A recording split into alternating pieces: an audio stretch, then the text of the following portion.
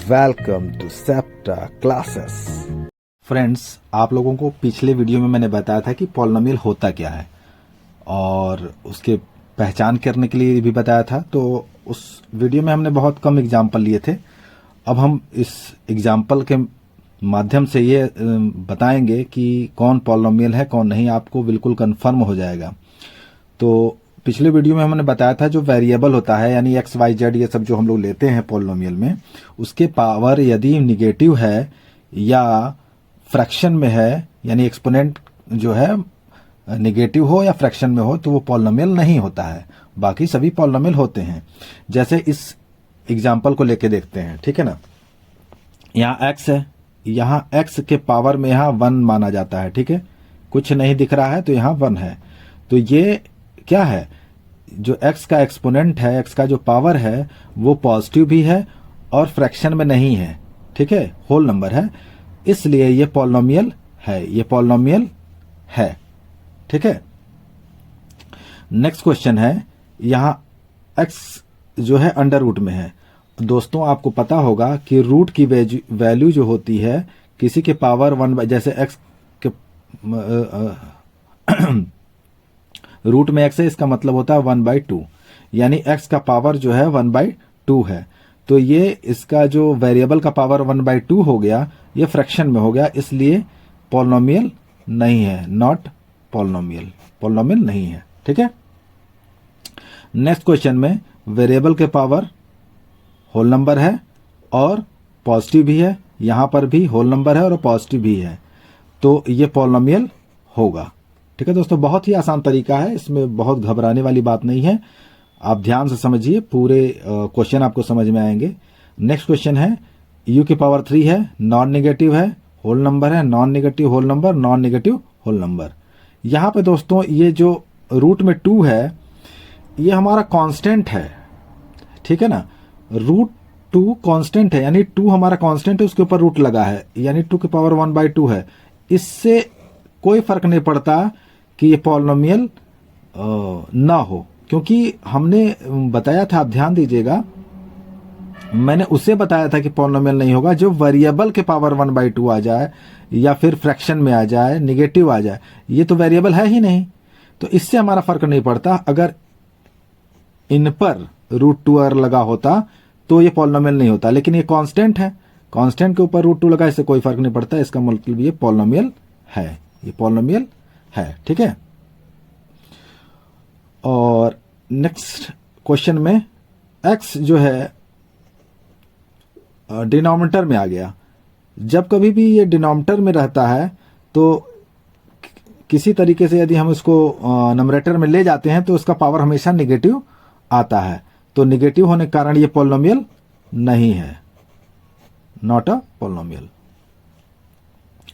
Next question है, इसमें जो वेरिएबल t है इसके पावर 6 है, यहाँ 4 है, यहाँ 2 है और यहाँ 1 है। सब में नॉन नेगेटिव और होल नंबर है, इसलिए पॉलिनोमियल है, पॉलिनोमियल होगा, ठीक है। इसमें 1 में सभी वेरिएबल दिए हुए हैं, ये नेगेटिव हो जाएगा ऊपर जाने के बाद नंबरेटर में, इसलिए ये नॉट अ पॉलिनोमियल, ठीक है दोस्तों। टर्म्स ऑफ द पॉलिनोमियल हमने ले रखा है टॉपिक में, ठीक है। तो टर्म्स ऑफ द पॉलिनोमियल क्या होता है, कैसे पहचानेंगे कि इसके टर्म कौन है, कितने हैं, ठीक है। तो हम कोई भी एग्जांपल लेके आपको समझाने का प्रयत्न करते हैं।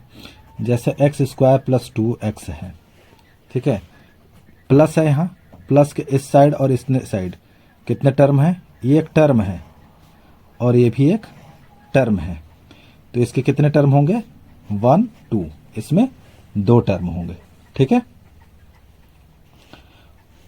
और दूसरा एग्जांपल लेते हैं, जैसे -x³ + 4x² + 7x - 2, इसमें कौन से और कितने टर्म हैं, ठीक है।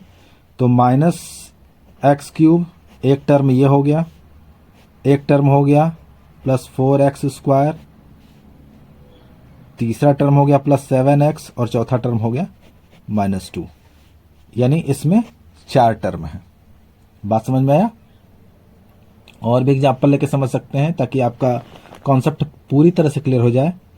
3y² plus 5y plus 7। दोस्तों यहाँ पर 1, 2 और 3 टर्म है। ठीक है, अगर टर्म लिखते हैं तो जैसे यहाँ पर मैंने लेके दिखाया है, ये साइन सहित इस टर्म को लेते हैं। जैसे ये टर्म है, जो भी XYZ लिखा रहेगा उसको साइन सहित हम लेंगे। ये एक टर्म, ये दूसरा टर्म, और ये तीसरा टर्म है, ये चौथा टर्म साइन सहित। ठीक है, अब देखते हैं दोस्तों कोफिशिएंट को, क्योंकि बहुत सारे बच्चों को इसमें कंफ्यूजन होता है कि सर कोफिशिएंट क्या होता है, हमको समझ नहीं पाते हैं, बार बार क्वेश्चन में आता है, उनको समझ नहीं पाते हैं। जैसे हमने यही एग्जांपल ले लिया, माने x³ plus 4x² plus 7x minus 2। इसमें हर टर्म में हमने टर्म समझा दिया आपको। ठीक है, हर टर्म में कोफिशिएंट होता है। जैसे इस टर्म में x³ का कोफिशिएंट क्या होगा, -1। कोफिशिएंट